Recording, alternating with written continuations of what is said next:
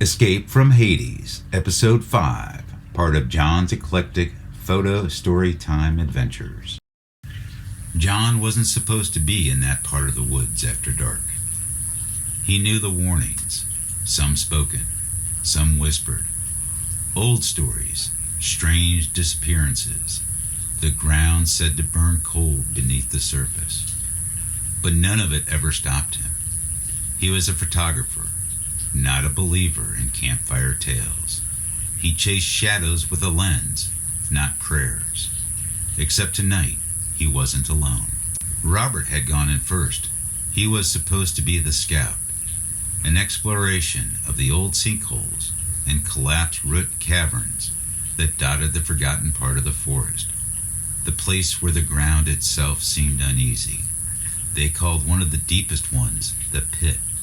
A hole nearly 20 feet across and shrouded in tangled brush. You could not see the bottom unless you stood right on the edge, and even then, only the first few feet gave up to the light. Robert had always been more reckless than John. He laughed as he clipped the rope to his harness and lowered himself down. "If I find the bones of some ancient prophet, you'll be buying the first rounds," he joked. That was hours ago. Now it was night, and the forest had gone still. Too still, the kind of silence that hummed with wrongness. John stood at the edge, white-knuckling the rope, heart hammering like a tribal drum in his chest. "Robert!" he shouted. "You've got to move! I'm pulling!" A grunt came from below, low and strained, then a gasp, and then something else. A whisper that wasn't a whisper, more like a breath made of heat and hate. John braced his boots against the earth and heaved, drawing up the rope inch by inch.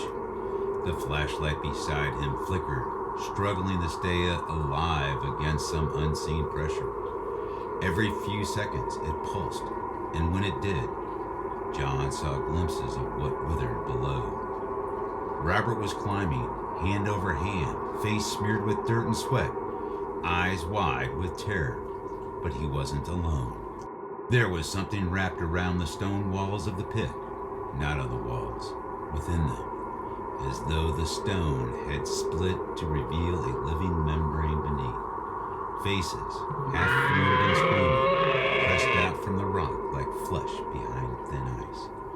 Encircling Robert was a figure that made John's blood run dry.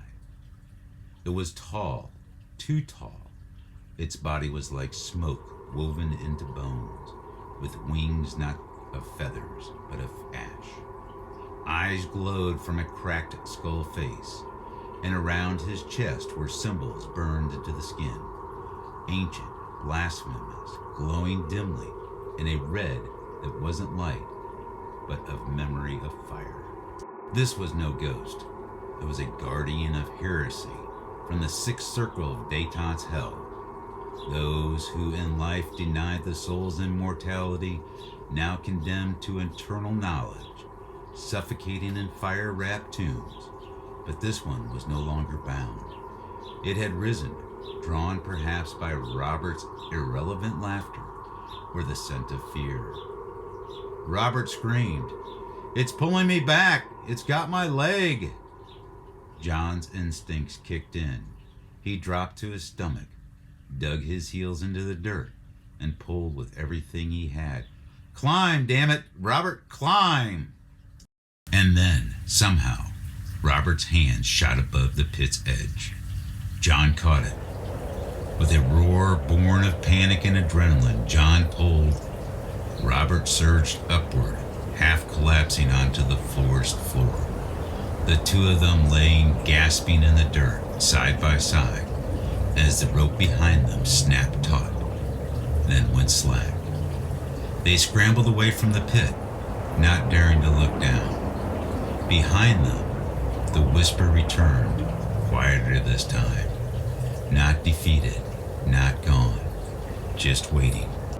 When they finally spoke, it was inside the truck, parked far enough from the forest that the wind felt normal again. Robert sat in silence, eyes hollow. He had claw marks on his legs where there should have been none.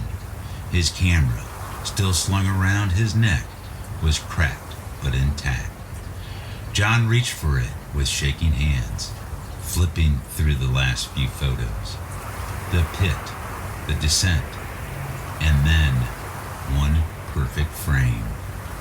Robert halfway up the rope, eyes wide in terror, and behind him, curling upward from the blackness like smoke and sin, was the demon, its face frozen in a snarl, hand outstretched, reaching not for Robert, but for the lens, for John. That night, John had not uploaded the pictures. He didn't back them up. He put the memory card in a metal box, locked it, and buried it deep in the shed behind his house. Some images, he decided, were better left unseen.